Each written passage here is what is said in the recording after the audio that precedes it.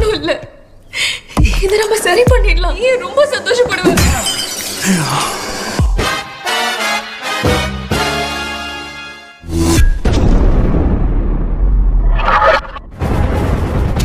Hello Gelapers, welcome back to my channel Trending Gelo.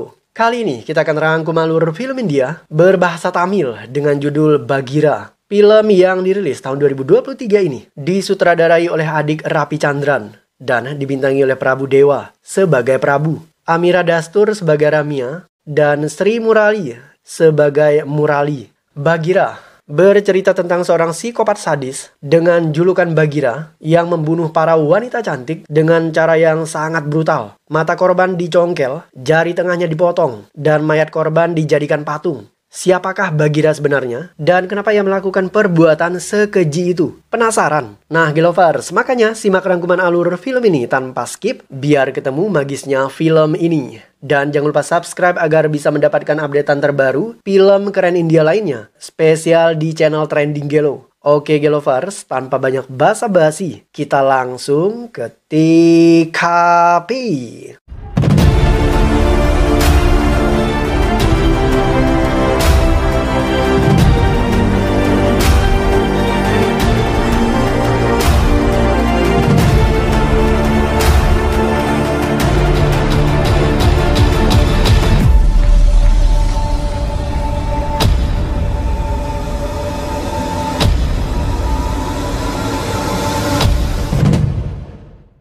Film ini diawali dengan adegan di mana seorang profesor memberikan kuliah tentang perbedaan antara psikopat dan pembunuh berantai. Kuliah itu dihadiri oleh seorang mahasiswi cantik bernama Ramya.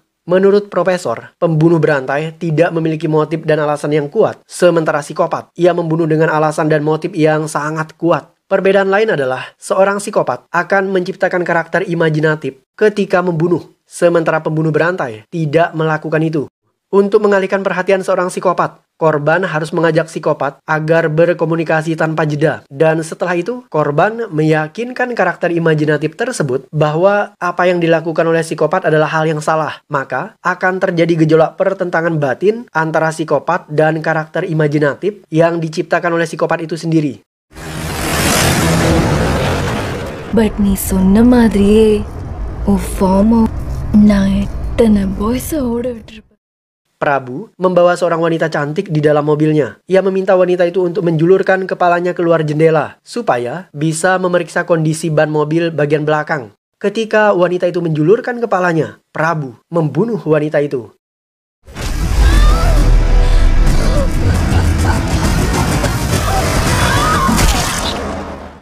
Prabu membunuh wanita itu dengan menghantamkan kepalanya ke tiang listrik yang membuat leher wanita itu putus. Prabu mendatangi rumah seorang wanita bernama Anna. Ia menyamar menjadi seorang waria dan memberikan perawatan kecantikan. Prabu kemudian meneteskan cairan ke mata Anna. Anna mengira jika cairan itu adalah bagian dari treatment kecantikan. Seketika, matanya menjadi semakin perih seperti terbakar api. Anna tidak dapat melihat. Setelah itu, Prabu menyiramkan bensin ke seisi ruangan dan membakar wanita malang itu.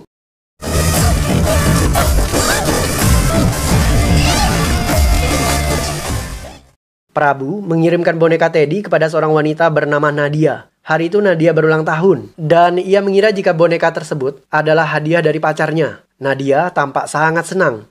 Prabu kemudian menelpon Nadia dan ia menyamarkan suaranya menyerupai suara kekasih Nadia. Nadia kemudian membuka hadiahnya dan mengendalikan boneka Teddy tersebut keluar dari kotaknya. Di luar dugaan, Nadia dibunuh oleh boneka Teddy tersebut. Keesokan harinya, polisi mendatangi TKP. Mereka menemukan pesan darah yang bertuliskan kalimat, "Wanita adalah mataku." Polisi juga menemukan mayat korban dengan mata dicongkel dan tubuhnya dijadikan patung. Pembunuh juga memotong jari tengah korban. Di TKP ditemukan secari kertas dengan pesan yang ditulis menggunakan huruf Braille, yaitu huruf untuk orang buta. Isi pesan itu bunyinya seperti ini. Jika sesuatu terjadi pada pria, maka Bagheera akan datang.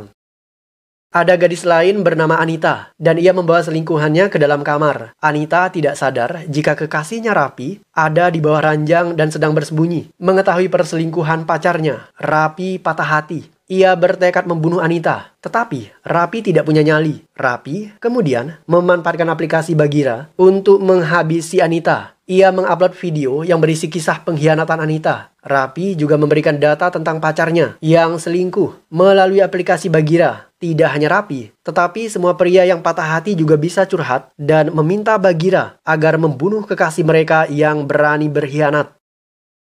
Prabu berkenalan dengan Ramia, seorang mahasiswi cantik jurusan psikologi kriminal. Mereka kenalan lewat Facebook dan berakhir dengan kencan buta. Ketika kencan, keduanya saling menyukai. Ramia tulus menyukai Prabu dari lubuk hati yang terdalam. Sementara Prabu, ia menyukai Ramia dengan gairah untuk membunuhnya. Karena Prabu tahu jika Ramia sudah punya pacar yang bernama Ranjit. Ranjit mengirim video Ramia di aplikasi Bagheera dan meminta Prabu untuk membunuhnya. Saat kencan dengan Ramia, Prabu didampingi oleh teman imajinatifnya, yaitu dirinya sendiri ketika ia masih kecil. Ramia tentu saja tidak menyadari keanehan yang dilakukan oleh Prabu. Intinya, Prabu kecil mengatakan bahwa gadis itu adalah gadis yang cantik dan cocok menjadi pendamping hidup Prabu. Sementara Prabu sendiri, ia lebih berminat membunuh wanita itu ketimbang mengencaninya. Sebelum melakukan kencan buta dengan Ramia, Prabu terlebih dahulu mendekati gadis bernama Priti. Ia bahkan datang ke rumahnya dan berkenalan dengan orang tua Priti. Saat itu ayah Priti sedang nonton pertandingan kriket. Prabu fobia terhadap pertandingan kriket. Ia marah tidak karu-karuan. Prabu kemudian mencabut kabel TV itu.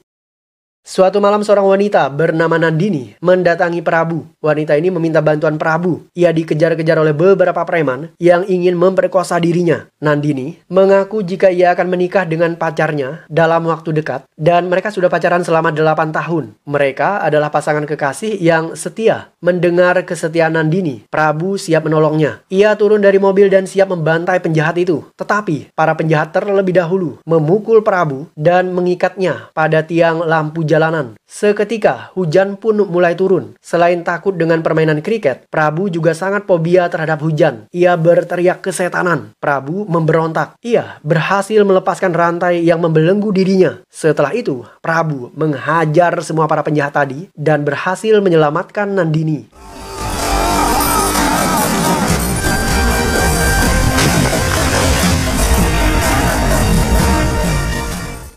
Seperti biasa, target Prabu adalah wanita yang selingkuh dari pasangannya. Kali ini, ia mengirimkan boneka Teddy kepada wanita lain yang bernama Dipia. Dipia saat itu sedang berulang tahun. Ia mengira jika boneka Teddy tadi dikirim oleh pacarnya. Kebetulan, Prabu sangat ahli dalam memalsukan suara. Ia menelpon Dipia dan ketika wanita itu lengah, boneka Teddy menghabisi Dipia.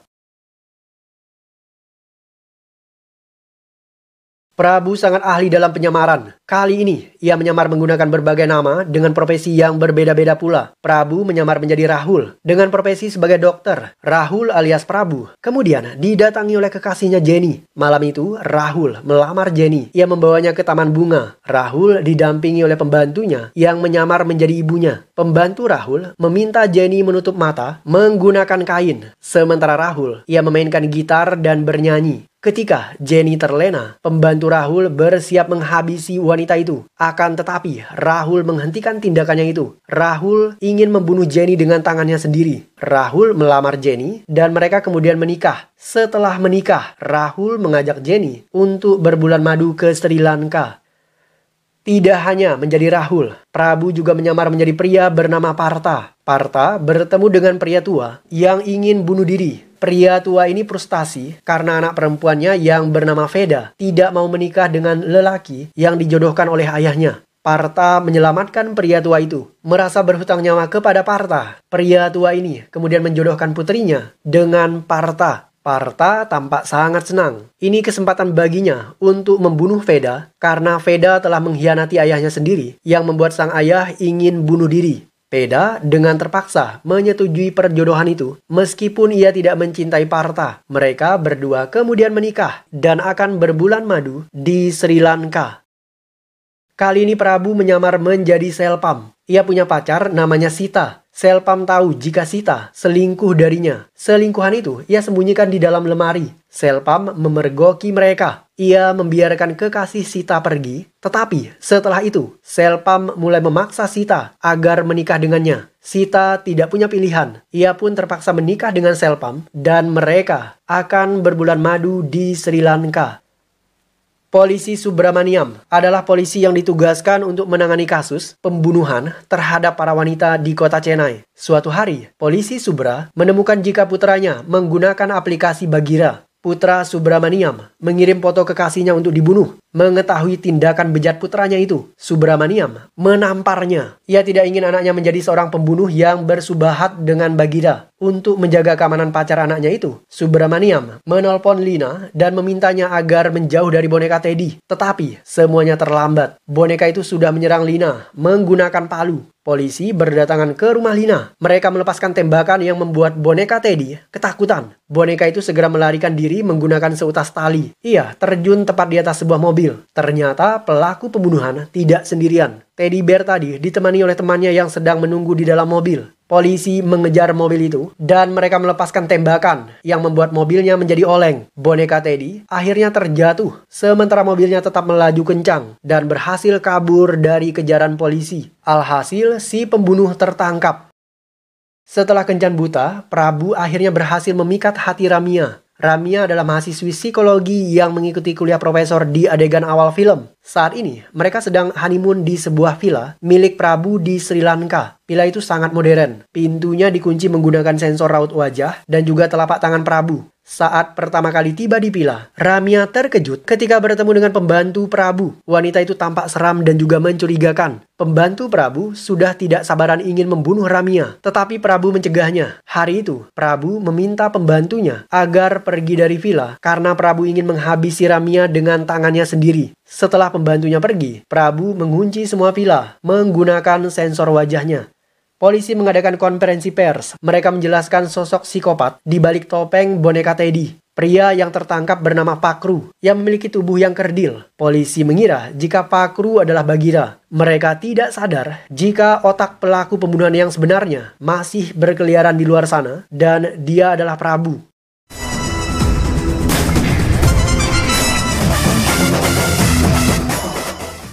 Ketika berita itu muncul di TV, seorang pria buta mendengar berita tersebut. Ia tahu jika Pakru bukan pelakunya, karena pria buta ini pernah berada satu bangsal dengan Prabu ketika Prabu masuk rumah sakit jiwa. Sementara itu, teman sekampus Ramya yang bernama Yasoda memeriksa berkas dokumen milik profesor yang disimpan di ruang perpustakaan pribadi. Yasoda menyelinap masuk ke ruangan itu ketika Sarpam sedang tertidur pulas. Di sana, Yasoda melihat data pembunuh dan wajahnya mirip dengan kekasih Ramya. Yasoda segera menghubungi Ramya dan memberitahu jika suaminya adalah seorang psikopat. Tetapi, ketika Yasoda menelpon, yang menjawab panggilan itu justru Prabu. Dan kembali, Prabu menyamarkan suaranya. மாதிரி இது எல்லார்கிட்டயும் சொல்லிட்டு இருக்காத. Ramya sedang berada di kamar mandi dan ia menemukan kepingan anting-anting milik korban sebelumnya. Ramya penasaran dan ia bertanya kepada Prabu. "Oh, anting-anting itu milikku," kata Prabu dengan begitu santai. Ramya makin curiga.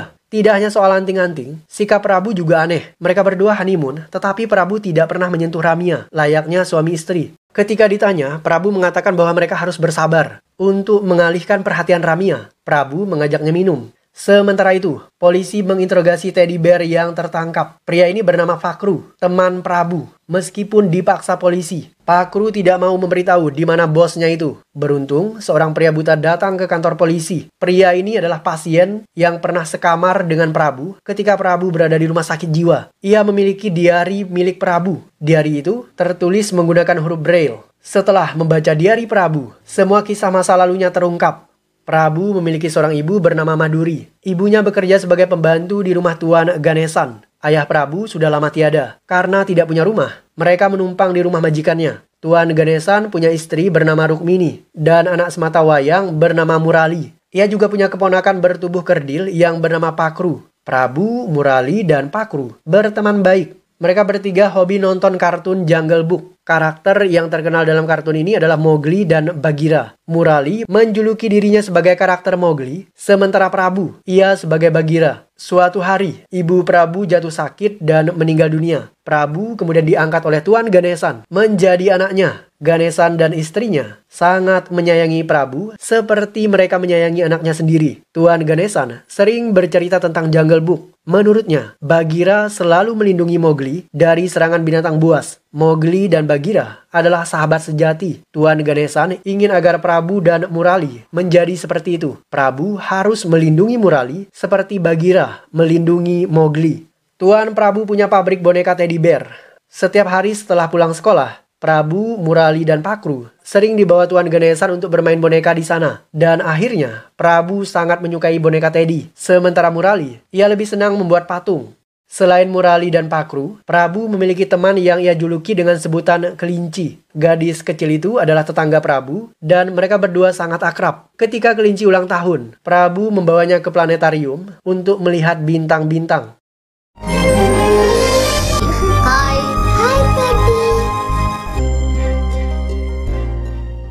Suatu hari ketika main petak umpet bersama dengan teman-temannya, Prabu masuk ke sebuah gudang. Di sana ia memergoki tetangganya yang bernama Ana, selingkuh. Ana takut Prabu akan memberitahu semua orang tentang rahasianya itu. Wanita ini kemudian menyemprotkan cairan ke mata Prabu yang membuat mata Prabu menjadi buta.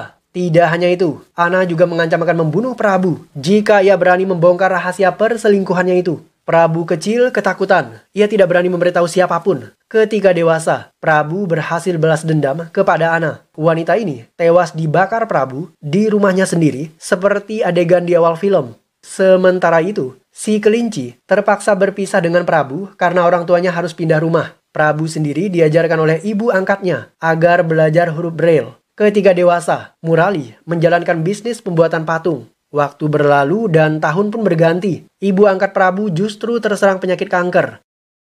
Murali punya pacar bernama Resma. Ia bermimpi ingin menikah dengan Resma dan berbulan madu di Sri Lanka. Tepatnya di sebuah villa yang terpencil dan dikelilingi oleh pohon kelapa. Ketika Resma ulang tahun, Murali memberikannya kejutan. Ia memperlihatkan miniatur villa yang akan dibangun di sana. Sebelum mimpinya itu menjadi nyata, Murali terlebih dahulu membuat pernikahan fantasi seolah-olah ia menikah dengan Resma dan hanya dihadiri oleh Pakru dan juga Prabu. Tetapi, mendadak pernikahan fantasi itu terhenti ketika Murali mendapatkan panggilan telepon dari dokter. Dokter mengatakan jika ibu Murali sedang sekarat. Murali segera ke rumah sakit. Ia sadar jika nyawa ibunya sudah tidak bisa tertolong. Sebelum meninggal dunia, Murali meminta ibunya agar mendonorkan matanya kepada Prabu. Ibu Murali tidak keberatan, tetapi justru Prabu yang menolak. Namun, Murali terus memaksa. Ia ingin agar Prabu suatu hari nanti bisa kembali melihat dunia menggunakan mata ibunya.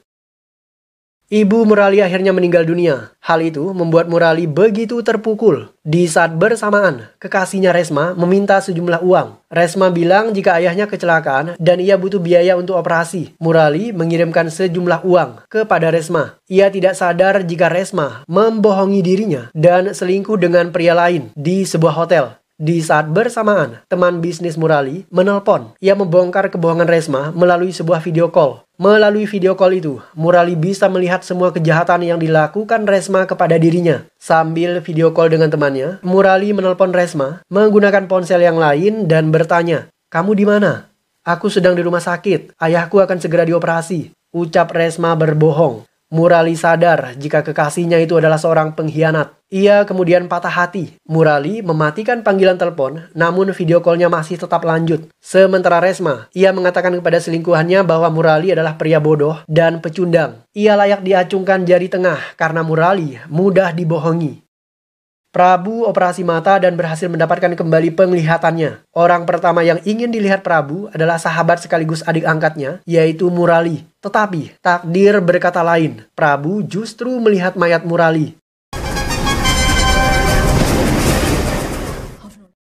Prabu terkejut melihat Murali tewas dengan wajah yang mengenaskan. Di saat bersamaan, petir menggelegar dan hujan pun mulai turun. Sementara itu, TV sedang menyala dan menayangkan pertandingan kriket. Di ruangan lainnya, seseorang sedang berulang tahun. Tiga hal itu, ditambah dengan kematian Murali, membuat Prabu ketakutan. Ia tidak bisa menerima semua hal buruk yang terjadi. Seakan-akan semuanya menghantui Prabu. Sejak saat itu, Prabu trauma dan fobia ketika mendengar suara petir dan juga hujan. Ia juga fobia terhadap pertandingan kriket dan lagu ulang tahun. Ayah Prabu menceritakan kenapa Murali tewas. Murali memilih bunuh diri karena ia patah hati. Ketika bunuh diri, Murali merekam adegan pembunuhan tersebut. Video itu Murali berikan spesial untuk abang angkatnya, Prabu. Ia merasa hancur setelah dikhianati oleh Resma. Murali telah memberikan segalanya, tetapi Resma membalasnya dengan sebuah pengkhianatan. Wanita berhati batu seperti Resma layak dijadikan patung. Terakhir, Murali berpesan agar Prabu membalaskan dendamnya kepada Resma dan semua wanita yang berkhianat seperti Resma. Prabu, sebagai Bagheera, harus menjadi pelindung bagi Mowgli. Setelah berpesan demikian, Murali bunuh diri menggunakan cairan asam. Prabu membalas Resma. Ia mendatangi rumahnya. Prabu mematahkan jari tengah Resma. Ia berniat membunuhnya. Tetapi di saat bersamaan, selingkuhan Resma datang dan memukul Prabu. Prabu akhirnya jatuh pingsan. Setelah itu, ia ditangkap polisi dan dijebloskan ke dalam penjara atas tuduhan percobaan pembunuhan terhadap Resma. Karena diduga memiliki gangguan kejiwaan, Prabu kemudian dipindahkan ke rumah sakit jiwa. 6 bulan berlalu, Prabu akhirnya dibebaskan. Ia membuat aplikasi yang dinamakan Bagheera. Banyak pria yang mengeluh karena mereka dikhianati oleh pacarnya. Bahkan ada di antara mereka yang bunuh diri. Prabu bekerja sama dengan Pakru, ayah angkatnya, dan juga pembantu di rumahnya untuk menghabisi para wanita yang selingkuh. Mereka berempat bahu-membahu mewujudkan mimpi para pria untuk membunuh pacar mereka yang telah berkhianat. Hey, it's my friend Ritu. Kembali ke adegan di dalam villa. Ramya dikunjungi oleh teman sekampusnya yang kebetulan sedang jalan-jalan ke Sri Lanka. Teman Ramya bernama Ritu. Melihat kehadiran Ritu, Prabu marah kepada Ramya. Meskipun demikian, di depan Ritu, Prabu tetap berpura-pura ramah. Ia menawari Ritu minum. Ketika Ritu menyalakan TV dan menonton pertandingan kriket, Prabu kembali trauma. Ia tidak menyukai pertandingan kriket. Prabu kemudian menghancurkan TV-nya. Setelah itu, ia kembali ke dapur. Ritu merasa heran dengan tindakan Prabu. Ia bertanya kepada Ramya. Menurut Ritu, tindakan Prabu sangat aneh. Ia seperti seorang psikopat. Ramya justru berpendapat lain. Ia bilang ia mau menikah dengan Prabu karena Prabu melamarnya dengan cara yang sangat unik. Prabu membawa Ramya ke sebuah gedung kosong dan di sana ia melamarnya. Mereka kemudian menikah tanpa dihadiri oleh siapapun. Menurut Ramya, cara lamaran seperti itu sangat unik. Setelah lamaran, Ramya akhirnya berbulan madu bersama Prabu di Sri Lanka. Ternyata, Prabu selalu melakukan skenario yang sama untuk membunuh para korbannya. Ia menikah dengan mereka tanpa dihadiri oleh siapapun. Prabu kemudian mengajak mereka honeymoon ke Sri Lanka. Setelah itu, ia membunuh mereka di villa pribadinya. Ritu kembali meyakinkan Ramya bahwa suaminya itu benar-benar aneh. Jangan-jangan Prabu seorang psikopat. Ramya kemudian teringat akan dokumen yang diberikan profesor kepada dirinya. Dokumen itu berisi data-data kriminal yang pernah ditangkap polisi. Kebetulan, Ramya dan teman-teman sekelasnya sedang menyusun tugas akhir terkait psikologi kriminal. Ramya masuk ke dalam kamar dan membuka laptop. Sementara itu, ia menunggu di ruang tamu. Ramya kemudian menangis setelah menyadari jika Prabu adalah seorang kriminal. Ia segera membereskan barang-barangnya. Ramya ingin kabur dari villa itu. Ketika Ramya keluar dari kamarnya, Ritu justru menghilang. Handbag inge தான் இருக்கு. நீ போய் சொல்ற. Happy birthday to you.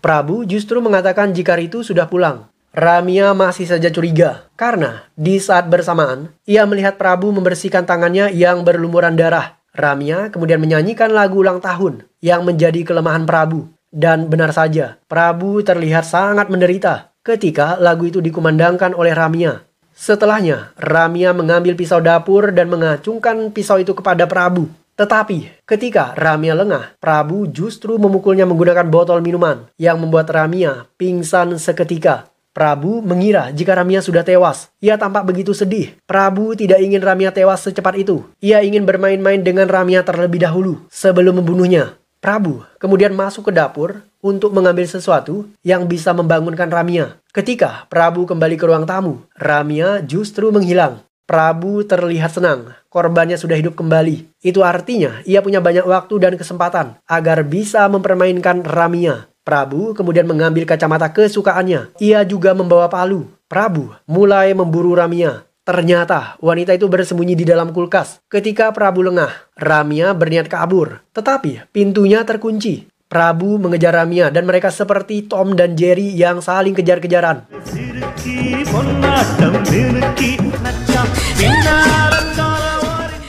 Ticket Bagheera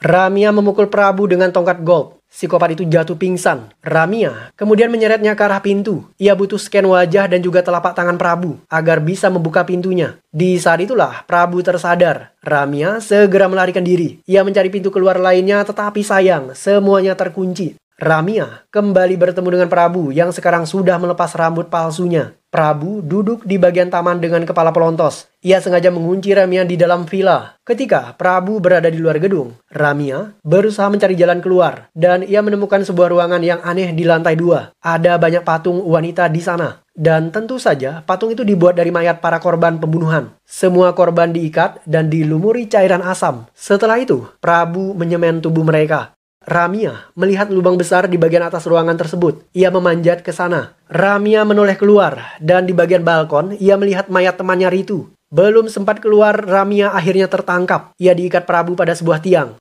Ternyata Prabu punya karakter imajinatif, yaitu adiknya sendiri, Murali. Apapun yang akan dilakukan oleh Prabu, Prabu terlebih dahulu berkonsultasi dengan Murali. Murali berjoget gembira karena sebentar lagi Prabu akan membunuh Ramia. Prabu siap menarik tuas yang berisikan cairan asam. Namun Ramia menghentikan tindakannya itu. Jangan membunuhku, aku tidak selingkuh. Ranjit masih hidup. Ia tidak bunuh diri karena patah hati. Jika kau tidak percaya, silahkan telepon dia. Prabu kemudian menelpon Ranjit dan panggilannya itu dijawab. Itu artinya ia masih hidup dan Ramia tidak berbohong. Ternyata Ramia tidak selingkuh. Justru Ranjitlah yang tergila-gila kepada Ramia, dan ketika cintanya ditolak, Ranjit mengirimkan video Ramia ke aplikasi Bagira dan meminta Bagira agar membunuh Ramia. Ranjit bahkan berpura-pura seolah-olah ia akan bunuh diri. Kebohongan Ranjit membuat Bagira mengincar target yang keliru. Sekarang ia kebingungan. Di saat itulah Ramia teringat akan ucapan profesor, yaitu seorang psikopat sejati pasti punya sosok imajinatif. Untuk selamat dari psikopat, korban harus bisa membujuk sosok imajinatif tersebut agar membuat psikopatnya berubah pikiran. Ramia dari awal sering melihat Prabu berbicara sendiri ke arah sebuah kursi. Ia tahu jika sosok imajinatif tersebut ada di sana. Ramia kemudian meyakinkan sosok teman imajinatif Prabu bahwa dirinya tidak bersalah dan ia tidak pantas dihukum mati seperti wanita lainnya. Ucapan Ramia membuat Murali sadar dan Murali kemudian meminta Prabu agar melepaskan wanita itu. Setelahnya, Ramia menguak fakta yang mengejutkan dengan berkata, "Aku adalah kelinci kecilmu. Kita sering main bersama." Ucapan Ramia membuat Prabu terkejut. Ternyata Ramia adalah teman masa kecilnya yang biasa ia sebutkan dengan julukan kelinci. Ramia mengetahui siapa Prabu sebenarnya setelah ia melihat dokumen kriminal yang ada di dalam laptop yang diberikan oleh profesor. Untuk membuktikan bahwa ia benar-benar teman masa kecilnya, Ramia menyebutkan hari dan juga tanggal ulang tahun Prabu. Ia bahkan ingat saat masih kecil, mereka pernah memainkan drama di sekolah. Prabu akhirnya sadar jika Ramia memang benar-benar si kelinci kecil itu, teman masa kecilnya. Ia kemudian membebaskan Ramia.